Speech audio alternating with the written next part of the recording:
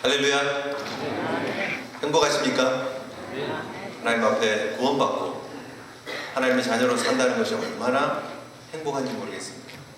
이 귀한 예배의 자리가 우리에게 주신 축복의 징표라는 사실 여러분 기억하시고 하나님의 그 풍성한 은혜 가운데 거하시는 귀한 주의 종들 되시기를 주님의 이름으로 축복합니다. 우리가 미국에 살고 있지만 이민자로 이 땅의 삶을 살지만 우리의 마음속에 고향을 향한 향수들이 있습니다. 그리고 그 향수를 달래는 방법으로 우리는 드라마를 봅니다. 맞습니까? 한국 드라마 보면 왜 이렇게 마음이 이렇게 감정이입이 잘 되고 그 스토리들이 막 절절히 가슴속에 이렇게 와 닿는지 모릅니다. 그죠? 드라마 다 볼 수는 없죠. 좀 유명하다는 드라마들은 그래도 보시곤 하시는 것 같은데 감동이 있지 않습니까? 드라마 막 진행될 때 보면 감정이입이 되고 어떻게 진행되나 어떻게 그 다음이 뭐 어떻게 될까 또 끝나는 걸 또 이상하게 끊어가지고요 다음에 안 보면 안 될 수 없게끔 끝나잖아요. 이게 그 다음 이게 그 다음 뭐지 뭐 이렇게 뭐 허준 같은 드라마 정말 감동적이지 않습니까? 제빵왕 김탁구 불멸의 이순신 제가 감동받았던 그런 드라마들입니다. 정말 빠져드는 것 같아요. 빠져들어요. 제가 정말 제일 재밌게 봤던 드라마는 허준입니다. 허준. 정광열 씨가 했던 이게 허준이 몇 번 있었잖아요. 정광열 씨가 했던 그 드라마를 보면서 진짜 은혜를 많이 받았습니다. 제가 신학교 1학년 때였던 것 같아요. 필라델피아로 이사를 갔는데 이게 사실은 신학교 다니면서 드라마 볼 시간 진짜 없습니다. 말도 안 되죠, 사실. 말도 안 되는데 이게 허준이 너무 괜찮다라는 거예요. 그리고 이게 목회적인 요소들이 너무 많으니까 꼭 봐야 된다고 얘기를 하는 거예요. 그래서 보기 시작했어요. 누가 테이블 갖다 줘서 봤어요. 사실은 제가 주말에 뉴욕에 와 있고 주중에는 필라에서 살았기 때문에 주말에 와서 잠깐 시간이 비는 시간이 있잖아요. 그래서 봤어요. 너무 재밌는 거예요. 그래서 이게 드라마를 보기 시작을 했는데 그 다음부터는 이게 테이프 앞에 몇 개를 이렇게 빌려서 봤는데 그 다음부터는 이게 보고 싶은 거예요. 주말에 뉴욕에 올라오면서 제 머릿속에 허준에 대한 생각이 있어요. 그래서 교회 이렇게 오면서 여기 루스벨트 가가지고 비디오 가게 가서 테이프 나왔는지 확인하고 그걸 하나를 빌려요. 왜냐하면 한 주에 2편이 나오잖아요. 그죠? 그게 비디오 테이프 하나에 다 들어갑니다. 2개가 옛날에 하나에 딱 들어갔잖아요. 그래서 그걸 하나 딱 빌려서 트렁크에 집어넣고 사역을 해요. 그리고 드라마를 이렇게 봤었습니다. 많이 감동도 받았고 정말 지금까지 명의가 아니라 심의가 되어야 된다는 그런 끄덕끄덕 하시죠. 제 마음을 너무너무나 감동을 주었습니다. 정말 그러면서 전도사 시절이었잖아요. 신학교 막 이제 갓 들어가서 정말 하나님이 기뻐하시는 심의와 같은 자세로 목회를 해야 되겠다는 그런 도전을 많이 받았던 그런 기억이 있습니다. 근데 이게 드라마가 진행이 됩니다. 테이블 하나씩 이렇게 빌려보고 한 주가 지나갑니다. 그러다가 이게 마지막 회가 가까워 오면 아쉬움이 있잖아요. 이제 끝나네. 큰일 났네. 이거 끝나면 무슨 재미로 무슨 낙으로 또 이렇게 뉴욕에 올라오나. 물론 뭐 목회 낙이 없다는 얘기가 아니지만 드라마가 끝나는 아쉬움이 있잖아요. 그래서 되게 아쉬워요. 그러면서 이게 어떻게 바칠 것인가에 대한 관심이 고조가 됩니다. 마지막에 막 올라가죠. 예상치 못하는 일들이 나올 것 같아서. 그게 드라마가 우리에게 주는 드라마틱한 감동이죠. 저희가 지금까지 정말 장편 대하 드라마틱한 창세기를 우리가 함께 살펴보았습니다. 드라마라고 얘기를 충분히 할 수 있는 드라마틱한 요소들이 많았습니다. 너무 재밌었습니다. 사실 우리가 창세기 드라마를 많이 봅니다. 여러분 많이 보시지 않습니까? 10년 되면 하나님 제가 이번엔 창세기를 꼭 읽겠습니다 하고 보잖아요. 그래서 드라마 이렇게 막 봐요. 열심히 좀 보다가 출애굽기 드라마도 좀 보고 막 이러다가 레위기 가서는 좀 재미없네 하고 또 덮고 그리고 또 은혜 좀 받고 성경 읽어야지 그러면 다시 창세기 드라마를 다시 봅니다. 그리고 좀 보다가 또 조금 지나면 레위기 가서 이렇게 딱 멈춰버리고 하는 그런 일들을 많이 경험을 했었습니다. 너무나 많이 봤던 드라마예요. 사실은. 그렇죠. 그래서 제가 목회자로서 다시 창세기 드라마를 시작을 하면서 부담도 있었습니다. 다 아는 내용이라고 치부하시면 어떻게 할까? 다 아는 내용인데. 그런데 우리가 시간을 지나면서 이 장편 대하 드라마 창세기의 주인공이 누구인지 알았습니다. 우리는 그동안 이 창세기의 주인공이 아담과 하와인 줄 알았고, 노아인 줄 알았고, 아브라함과 이삭과 야곱, 그리고 야곱의 아들들인 줄 알았습니다. 그런데 드라마를 좀 관심 있게 봤더니 그 드라마 속에서 나타나는 그 내용들이 우리가 알고 있던 내용하고 다른 내용들이 너무 많았어요. 사실 이 창세기 드라마는 각본 하나님, 연출 하나님, 주연 하나님이었습니다. 아멘이십니까? 하나님의 이야기였습니다. 하나님이 어떻게 구원의 역사를 이루어 가시는가, 하나님이 어떻게 우리 인류를 사랑하시는가, 하나님이 하나님의 나라를 우리 인류에게 어떻게 우리 인간에게 주시기를 원하시고 그 잃어버렸던 하나님의 나라를 어떻게 회복하셔서 우리에게 주시기를 원하시는가 하는 그 하나님의 마음을 속속히 보여주고 있는 하나님 중심의 하나님이 만드신 하나님의 이야기였다. 그래서 너무너무 드라마틱했습니다. 반전이 있었습니다. 그리고 그 드라마의 마지막 회가 오늘 상영이 됩니다. 여러분, 마지막 회가 주는 감동들이 있습니다. 그죠? 앞에는 다 좋았는데 마지막에 이상하게 드라마를 끝내가지고 망치는 경우들이 있어요. 그렇지 않습니까? 너무 좋았는데 앞에는 막판에 이상하게 왜 저 사람하고 막 결혼을 하지? 그리고 어떤 막 갑자기 외국으로 가면서 끝나버리기도 하고 이런 말도 안 되는 드라마의 엔딩이 속상하게 한 적이 있잖아요. 그죠? 창세기는 어떻게 끝났으면 가장 좋았을까? 오늘 성경대로 끝나는 게 가장 좋은 겁니다. 우리가 생각하는 창세기의 마지막의 이야기는 그럼 어떤 이야기인가? 이 갈등하던 요셉이 형제들과 우애 있게 지내고 잘 지내는 이야기로 끝나는구나. 역시 우리 인생은 아무리 파란만장한 인생을 살아도 다 죽을 수밖에 없는 인생이구나 라는 걸 보여주면서 끝나는 겁니까?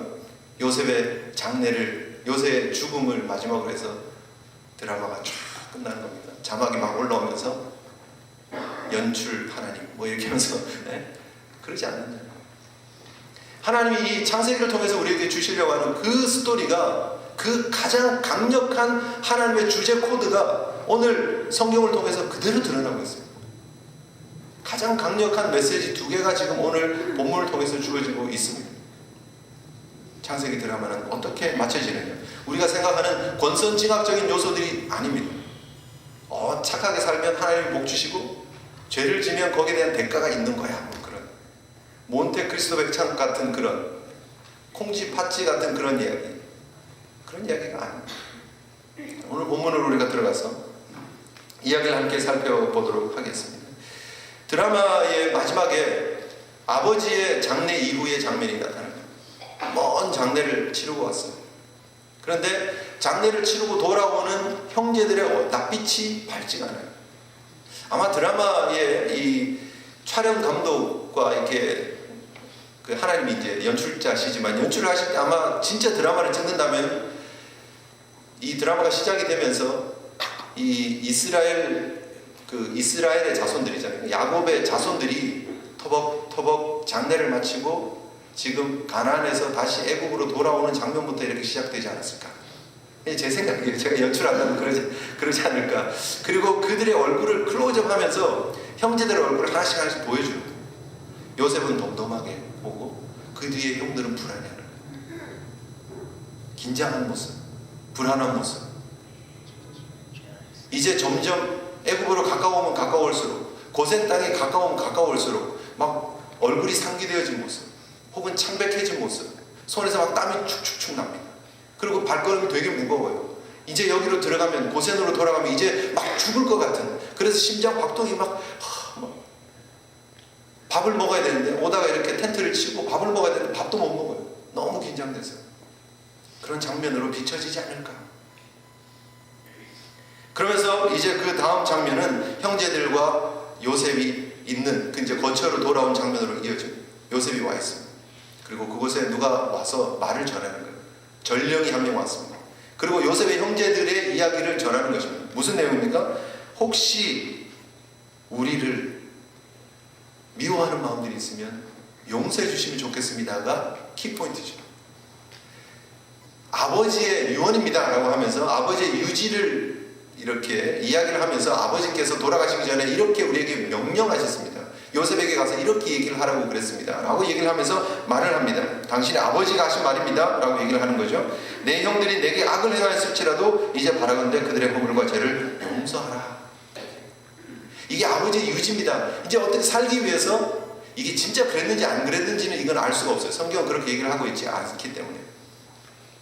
그러나 이 말을 전하는 형제들의 모습을 보면 얼마나 다급한지 알 수 있습니다. 얼마나 불안해하고 있는지 우리가 충분히 알 수 있습니다. 그리고 나서 이들이 전령만 보내가지고 이 메시지를 전한 것이 아니라 자신들이 직접 옵니다. 그리고 와서 엎드립니다. 그리고 우리가 당신들의 종입니다 라고 얘기를 합니다. 그때 요셉이 그들을 용서해주고 화해하고 그냥 다 이거는 지난 일입니다. 없던 걸로 하죠. 뭐 그런 분위기처럼 진행이 되어집니다. 그러나 사실은 그런 모습이 아니라 오늘 성경이 우리에게 말하고 있는 것은 형제끼리 우애해야 됩니다. 그런 내용이 아닙니다. 자신의 죄를 철저하게 회개해야 용서받습니다. 그런 내용도 아닙니다. 요셉이 얼마나 기품 있고 멋진 사람인지 이 모든 걸 다 덮어주고 용서해 줬습니다. 그걸 얘기를 하는 것도 아닙니다. 그럼 과연 무엇을 얘기를 하고 있느냐? 오늘 이 본문이 우리에게 보여주고 있는 것은 요셉의 눈물을 통해서 우리가 볼 수 있는 것입니다. 이 마지막 회의, 창세기 마지막 회의 가장 중요한 코드는 요셉의 눈물을 통해서 그 의미가 드러나고 있습니다. 여러분 잘 생각해 보세요. 지금 요셉은 모든 힘을 가지고 있는 사람입니다. 형들의 목숨을 사실은 끝낼 수도 있고 그들을 살려줄 수도 있습니다. 그들을 감옥에 넣을 수도 있고 그들 모든 재산을 뺏어가지고 추방을 시킬 수도 있습니다. 뭐든지 할 수 있는 사람입니다. 그런데 왜 요셉이 웁니까? 아니 용서해달라고 그러는데 왜 우냐는 거예요. 말이 됩니까 사실? 이해가 안 되잖아요. 충분히 권력을 가지고 그 힘을 가지고 있는 사람이 왜 우냐는 거예요 도대체. 그동안 너무 억울해서 그동안 눌렸던 것이 있는데 형제들이 진짜 용서를 비는 것 같으니까 우는 겁니까? 막 억울해서 꺼이꺼이 울면서 막 그런 내용이 아니라는 거예요. 무엇이 요셉으로 하여금 이렇게 울게 만들었느냐? 요셉이 지금 보여주고 있는 그 눈물은 형제들을 향해서 울고 있는 눈물입니다. 안타까움의 눈물입니다. 요셉이 지금 바라보고 있는 현재의 모습들 그리고 이 상황들 아버지의 돌아가시면서 주시는 그 유언들이 자신의 믿음과 너무 코드가 딱 맞아요. 자신의 삶 가운데 자기의 삶 가운데 역사하셨던 하나님을 요셉은 분명히 보았고 자신의 아버지가 돌아가시면서 유언을 통해서 주고 있는 그 메시지가 자기가 알고 있는 하나님의 메시지와 똑같은 거예요. 너무 행복했어요. 사실 아버지를 막벨라굴에 장사 지내면서 요셉은 너무 행복했었습니다. 아 이것이 아버지의 믿음이구나. 내가 붙잡는 하나님의 그런 믿음도 바로 이것인데 아 역시 하나님은 우리 가정을 택하시고 우리에게 이런 구원의 확신을 주시고 우리를 이 약속의 땅 가나안으로 인도하시려고 하는 하나님의 뜻이 분명하구나 라는 것을 깨닫고 있는 거예요. 그런데 지금 뜬금없이 형들이 지금 장례 잘 치내고 돌아왔는데 이 형들이 지금 마음속에 있는 그런 불안함을 두려움을 그대로 표출하면서 지금 요셉에게 와서 뭘 구걸하는 거예요? 목숨을 구걸하고 있는 거예요. 자신들의 죄를 용서해달라고 얘기를 하는 거예요. 이게 뭐가 잘못됐습니까? 라고 얘기할 수 있지만 요셉의 입장에서는 요셉이 믿는 하나님, 요셉이 바라봤던 하나님, 요셉이 하나님의 섭리와 역사를 믿고 그 하나님께 의지하는 삶을 살았던 그 기간들에 비하면 형들이 너무 안타깝고 불쌍하다는 거예요. 분명히 하나님께서 이 일을 하셨습니다라는 사실을 형제들에게 보여줬어요. 그리고 말했어요. 이미 그 형제들의 잘못이 다 용서받은 상황이에요. 끝난 거예요. 그런데 이 형제들은 아직도 그 과거에 매여서 살고 있는 거죠. 이해가 되십니까 여러분? 요셉이 느끼는 안타까움 이해가 되십니까? 여러분 요셉은 도단에서 팔릴 때부터 분명히 노예로 팔렸습니다. 그리고 그가 노예 생활을 했었습니다. 그리고 그가 감옥에 들어갔었습니다. 억울한 인생을 살았습니다. 그리고 나중에 총리가 되고 그 이후에 삶이 지금까지 이어졌지만 단 한 번도 그는 진짜 갇혀있는 삶을 살지 않았습니다. 하나님 주신 꿈을 생각했고 하나님의 역사하심을 믿었고 그리고 그 하나님의 역사하심을 순종하면서 믿음으로 따라왔던 삶이었습니다. 그는 심지어 감옥에 갇혀 있었지만 갇힌 자가 아니었습니다. 하나님 앞에 자유를 누리는 사람이었습니다. 그런데 형제들을 잘 생각을 해보니까 뭐예요? 그 형제들은 자기를 판 이후에부터 계속해서 자유자의 삶을 산 게 아니라 노예의 삶을 살았어요. 죄인의 삶을 살았어요. 오히려 요셉은 감옥 안에 있었지만 자유했지만 그 형제들은 아버지와 함께 자유롭게 사는 것 같았지만 그들은 감옥 안에서 삶을 살았어요. 죄책감이라고 하는 감옥 속에서 살았어요. 그 죄의 엄청난 무게에 눌리면서 살았어요. 그래서 요셉에게 곡식을 사러 올 때 그들의 마음속에 깔려있는 것이 우리가 이런 어려움을 당하는 이유가 뭐냐? 우리가 요셉을 팔아서 그랬다는 거예요. 그 죄책감이 요셉의 형제들을 떠난 적이 없어요. 근데 너무 감사한 거는 하나님의 은혜 가운데 그들의 죄의 모든 무게를 해결할 수 있는 일들이 벌어졌었잖아요. 창세기 45장에 벌어졌었잖아요. 요셉이 결국 드디어 자신의 정체를 드러내잖아요. 창세기 45장에 뭐라고 얘기를 합니까? 요셉이 형들에게 이르되 내게로 가까이 오십시오. 그들이 가까이 갔습니다. 그랬더니 나는 당신들의 아우 요셉입니다. 당신들이 애굽의 판자입니다. 당신들이 나를 이곳에 팔았다고 해서 근심하지 마십시오. 한탄하지 마십시오. 하나님이 생명을 구원하시려고 나를 당신들보다 먼저 보냈습니다. 하나님이 큰 구원으로 당신들의 생명을 보존하고 당신들의 후손을 세상에 두시려고 나를 당신보다 먼저 보냈습니다. 그런즉 나를 이리로 보내신 분은 당신이 아니고 하나님이십니다. 하나님이 나를 바로에게 아버지로 삼으시고 온 집의 주로 삼으시고 애굽 온 땅의 통치자로 삼았습니다 라고 얘기를 했어요. 여러분 그 말씀 우리 함께 살펴봤잖아요. 이것이 요셉에게 주신 하나님의 구원의 확신이에요. 하나님의 섭리의 확신이에요. 그리고 요셉의 형제들에게 주는 구원의 메시지였어요. 복음의 메시지였어요. 우리가 드디어 살았다. 우리를 누르고 있던 그 죄의 짐들이 다 풀려지는 시간이 창세기 45장에서 있었어요. 그것이 하나님의 축복이었습니다. 그런데 여러분, 그리고 나서 그 후로 오랜 동안, 장장 17년 동안 야곱이 130에 와서 147세가 되어서 돌아갈 때, 지금 야곱을 장사 지내고 난 이후니까 17년 동안 요셉의 공급함을 통해서 먹고 살면서 요셉과 함께 지금 고센이라고 하는 타운에서 요셉 스트리트, 이스라엘 에비뉴 이런 거 만들어 놓고 집들 번듯하게 지어 놓고 행복하게 살고 있으면서 그들의 마음은 늘 감옥이었어요. 아버지 생신 때마다 17년이 지났으니까 적어도 아버지 생신 때마다 다 모였으면 17번 모이는 거 아니에요? 아닙니까? 형제들 생일 때마다 모였으면 얼마나 자주 모이는 거예요? 손주들 태어날 때마다 모였으면 얼마나 자주 모이는 거예요? 그들이 같이 모여 살았습니다. 한 70명이 지금 와가지고 한 타운을 만들었어요. 동네를 만들었어요. 그게 지금 점점 이게 불어나고 있는 상황이에요. 자식들도 태어나고. 그때마다 모였으면 얼마나 많은 잔치가 있었겠습니까? 행복한 시간들이 있었겠습니까? 그런데 그 시간들마다 요셉을 보면서 형제들은 불안했을 거라는 거예요. 여러분 그거를 생각하고 있는 요셉이 마음이 얼마나 아프겠냐는 거예요. 형제들 그동안 저를 보면서 그렇게 불안해했었겠네요 라는 거죠. 그죠? 그러면서 어떻게 이 많은 시간들을 세월들을 보냈습니까? 라는 거예요. 그래서 우는 거예요. 안타까워서. 왜 자유를 누리지 못합니까? 왜 하나님의 구속의 은혜를 깨닫지 못하십니까? 하나님이 배후에 그렇게 섭리하셨고 역사하셨는데 당신들이 아니라 하나님이 하신 거라고 내가 분명히 얘기했는데 왜 이걸 못 믿으십니까? 라는 거예요. 구원의 감격 가운데 살지 못하십니까? 라는 거예요. 여러분 이 안타까움이 느껴지십니까? 우리가 예수를 믿으면서 신앙생활하면서 우리가 보여주고 있는 모습들이 이런 모습은 아니냐는 거예요. 분명히 우리가 하나님 앞에 범죄했습니다. 죄인입니다. 여기서 지금 고백하고 있는 것처럼 형제들이 뭐라고 얘기합니까? 우리가 악을 행하였을지라도 허물과 죄를 용서해달라고. 악도 나오고 허물도 나오고 죄도 나오고. 성경에서 표현될 수 있는, 구약에 표현될 수 있는 모든 죄라고 하는 표현들이 여기 다 나옵니다. 우리가 죄인이었습니다. 우리가 허물 많습니다. 우리가 악을 행했습니다. 맞아요. 그런데 그 사람들을 하나님의 은혜로 구원해 주셨다는 거예요.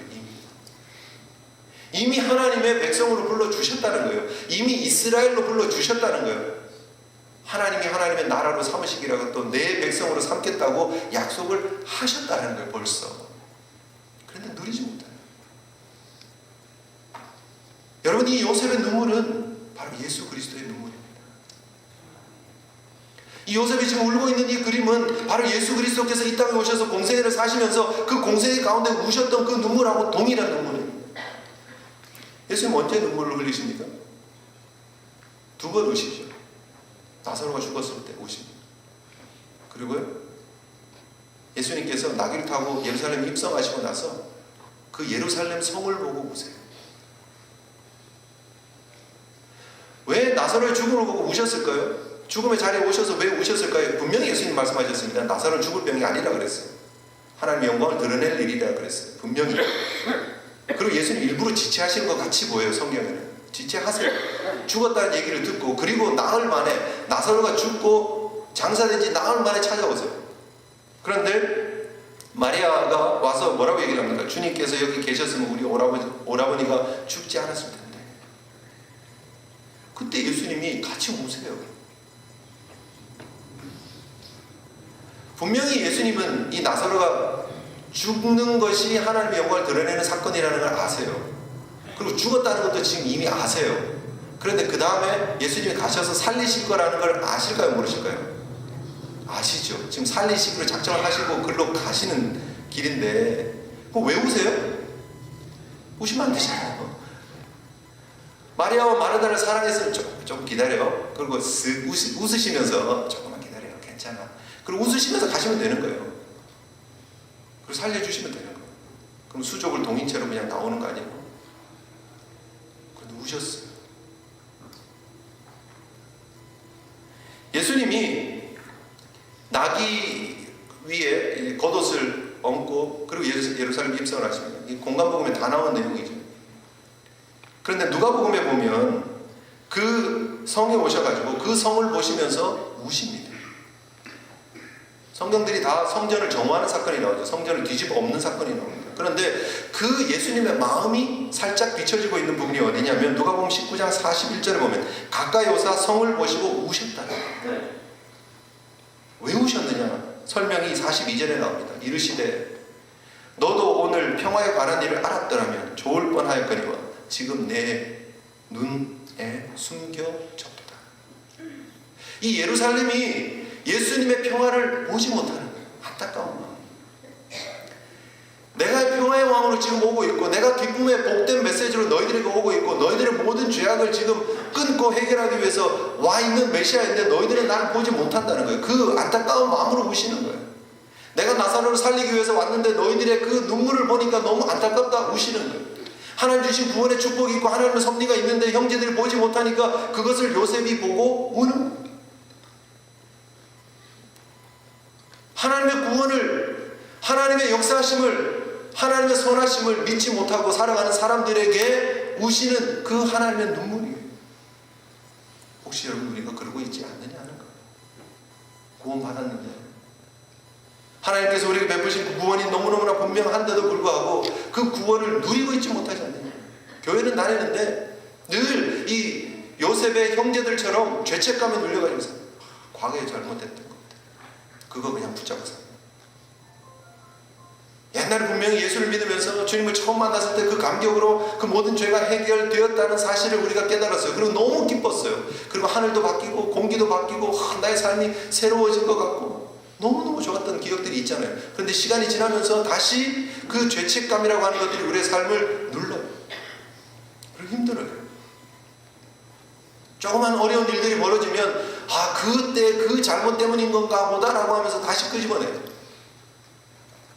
우리 한국 성도들이 얼마나 신앙이 진지합니까? 그죠?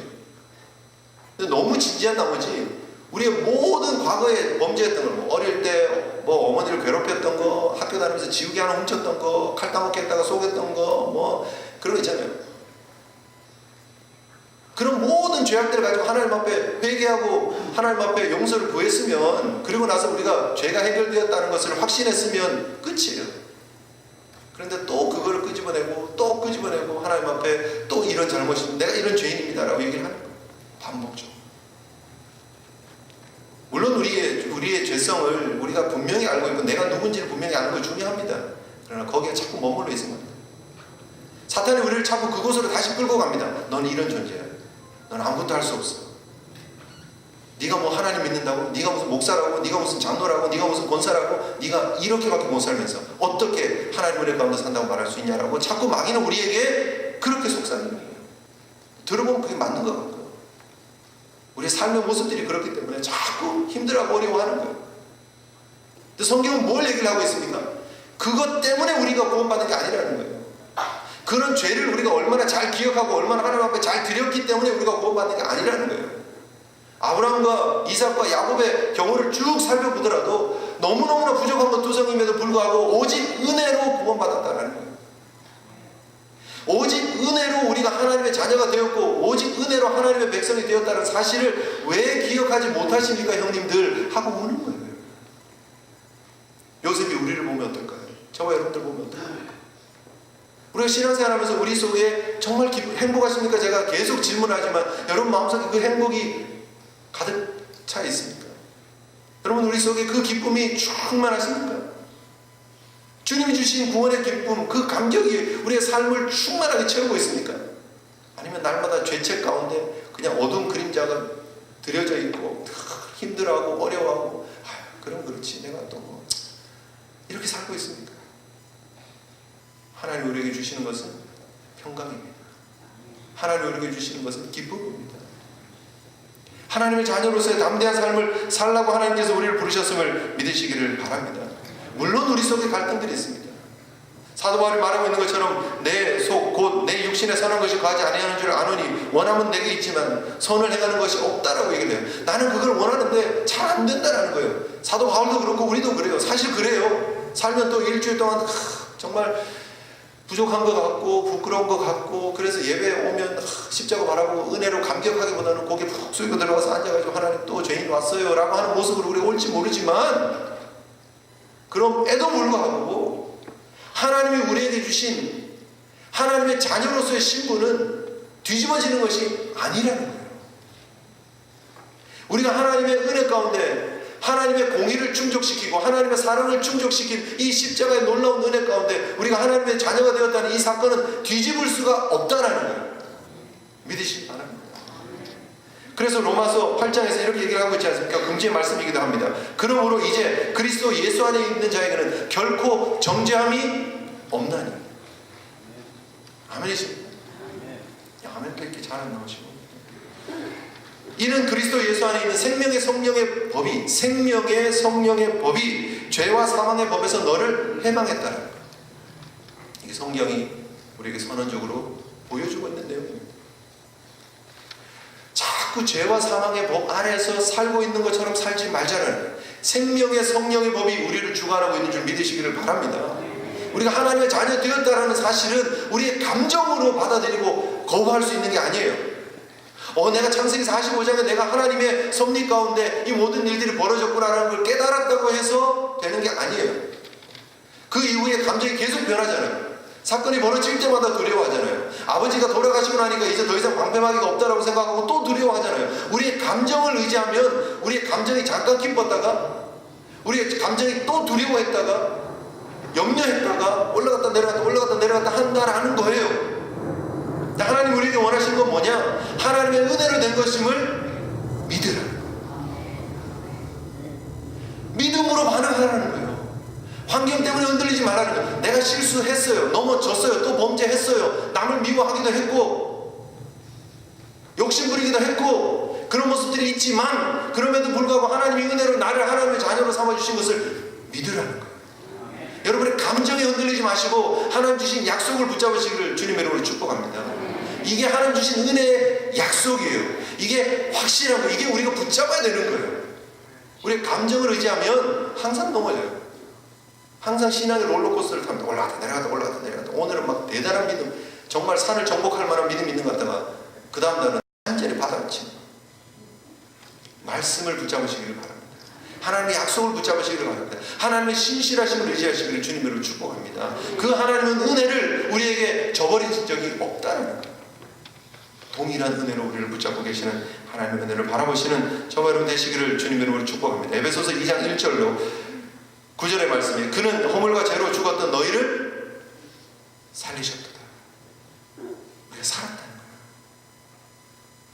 단지 산 게 아니고요. 우리를 살려주시고 우리에게 하나님의 아들, 하나님의 딸이라는 명패를 붙여주시고 이마에다가 하나님이 성령으로 인쳐주셨어요. 믿으십니까?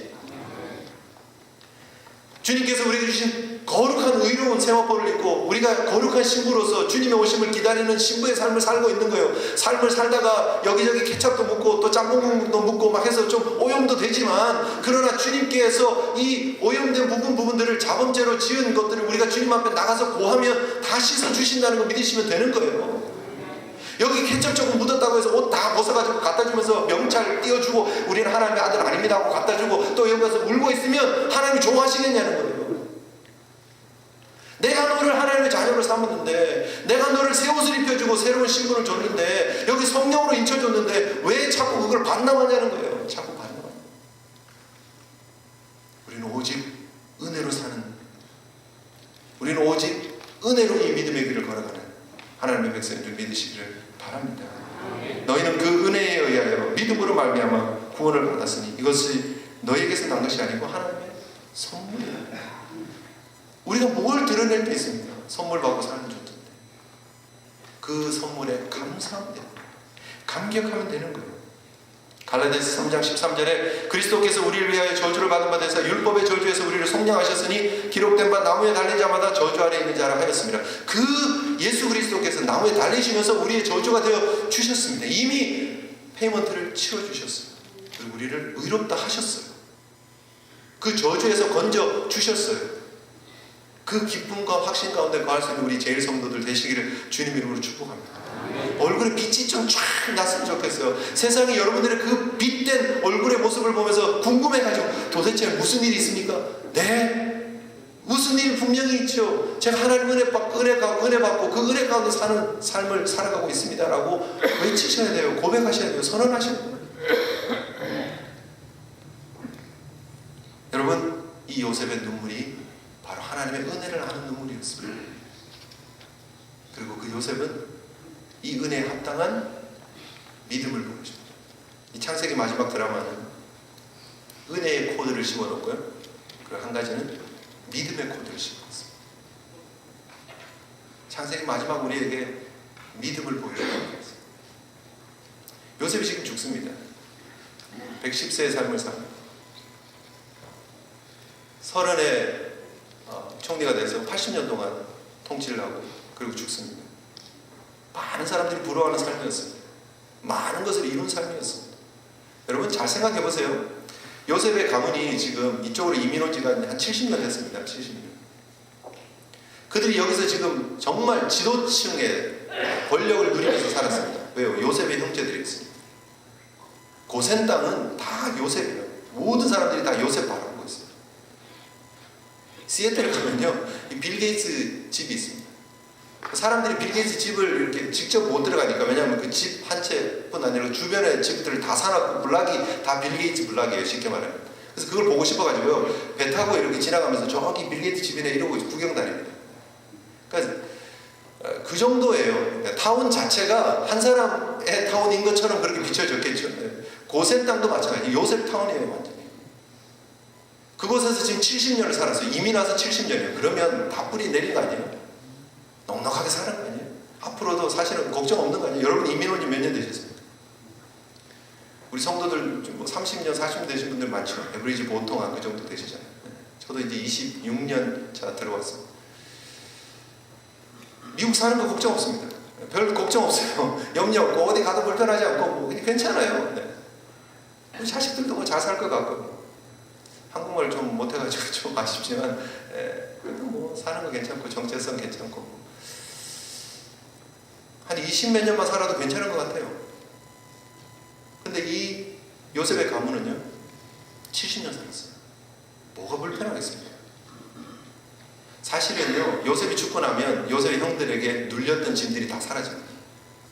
오히려 마음이 더 편할지도 몰라요. 그렇지 않습니까? 이제는 눌리고 있던 짐이 사라지거든요. 눈에 안 보이니까. 요셉을 볼 때마다 죄책감이 자꾸 떠오를 수 있는데 요셉이 이제 죽어요. 그럼 끝 아니에요? 너무 어떻게 보면 모든 문제가 해결되어지는 시간이라고 말할 수도 있고 그 이후의 삶이 두렵지도 않아요. 편안해요. 근데 그런 형제들을 향해서 후손들을 향해서 요셉이 뭐라고 얘기를 합니까? 또 말을 여기가 아니라는 거예요. 여기가 아닙니다. 당신들이 아무리 편안하게 살고 여기 요셉타운이 만들어져 있고 당신들이 창고에 먹을 게 가득가득하고 금과 은과 부귀가 가득하고 양떼들은 풍부할지 모르지만 이 땅이 아닙니다. 아니라는 거예요. 그래서 그의 믿음을 보여줍니다. 뭐라고요? 우리가 50장 마지막 부분에 보면 24절 25절 요셉이 그 형제들에게 말합니다. 나는 죽을 것이나 하나님이 당신들을 돌보시고 당신들을 이 땅에서 인도하여 내사 아브라함과 이삭과 야곱에게 맹세하신 땅에 이르게 할 것입니다. 또 반복합니다. 하나님이 반드시 당신들을 돌보시고 당신들을 여기서 내 해교를 메고 올라가겠다고 해주십시오라고 얘기를 합니다. 뭐예요 지금? 당신들 지금 편안하다고 생각하지 말고 여기 안주할 거라고 생각하지 마십시오. 당신들은 여기에 사는 사람이 아니라 하나님이 주신 축복의 땅을 향해서 가야 되는 사람입니다 라고 얘기를 하고 있습니다. 우리 한글 성경은 하나님이 당신들을 돌아볼 것입니다 라고 얘기를 하죠. 근데 원어 성경을 그대로 의미를 옮기면 우리 영어 성경에 좀 더 가까워요. 킹 제임스 버전에 보면 하나님이 비짓 하실 겁니다. 방문하실 겁니다.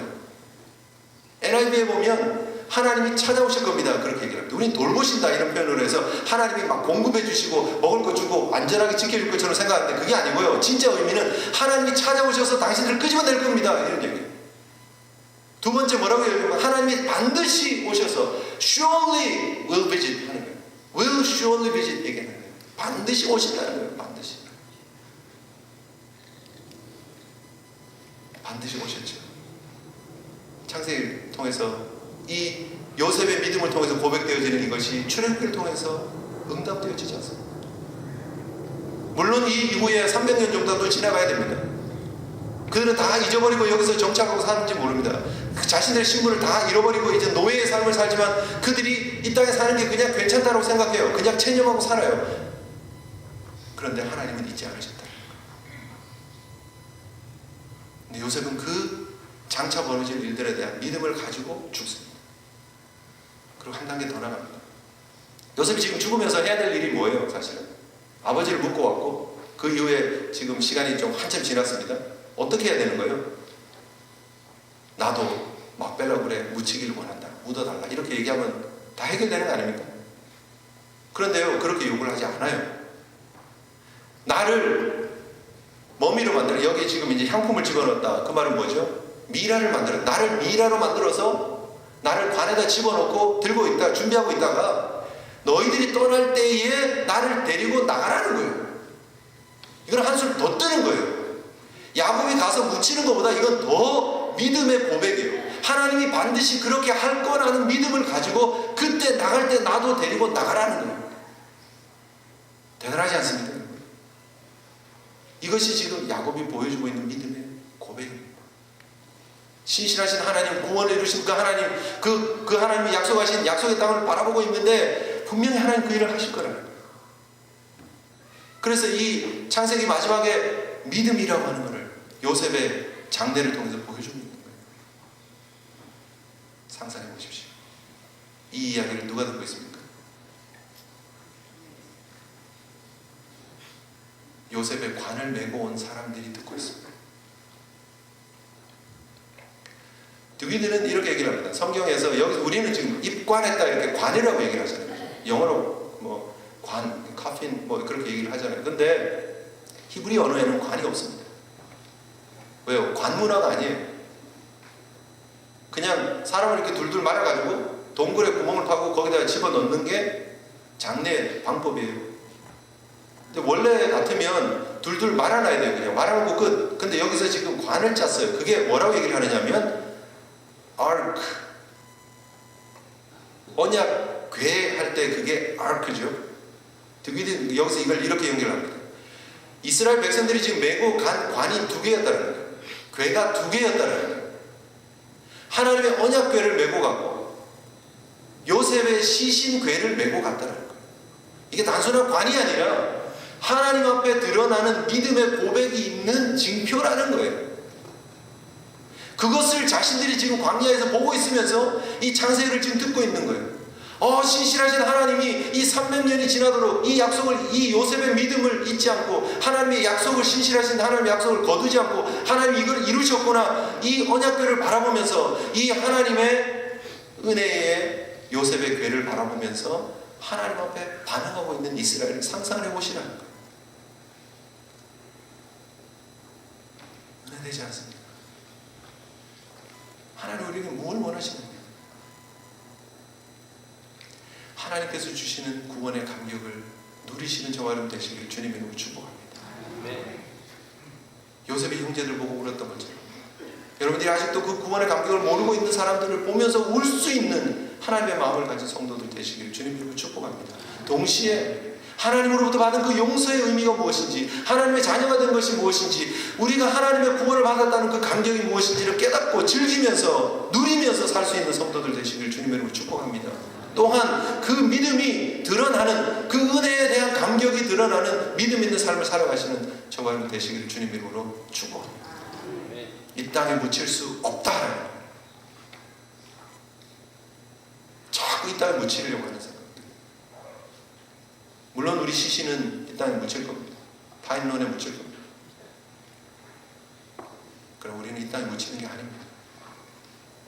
주님이 다시 오실 때 우리가 부활할 것이고 우리가 다시 연합해서 영원한 천국에 들어가는 하나님의 자녀가 될 줄 믿으시기를 바랍니다. 그 믿음 가지고 살아요. 오직 은혜, 그리고 오직 믿음. 창세기 우리에게 던지고 그냥 도전하게 반응하시고 행복하고 담대하고 멋진 믿음의 길, 신앙의 길 걸어가시는 우리 성도들 되시기를 주님의 이름으로 축복합니다. 우리 함께 하나님 앞에 받은 말씀 생각하시면서 기도했으면 좋겠습니다. 그렇습니다. 하나님, 이는 그리스도 예수 안에 있는 생명의 성령의 법이 죄와 사망의 법에서 우리를 해방하였다 하는 이 멋진 선언을 믿음으로 받아들일 수 있는 저희들 되게 하여 주시옵소서. 정말 하나님, 우리가 구원의 은혜 가운데 하나님의 자녀가 되었다고 하면서 다시 원인치 하면서 죄책에 눌려서 슬퍼하며 어려워했던 적이 얼마나 많았습니까? 하나님, 주님 주신 구원의 감격을 누리면서 살 수 있는 저희들 되게 하여 주시옵소서.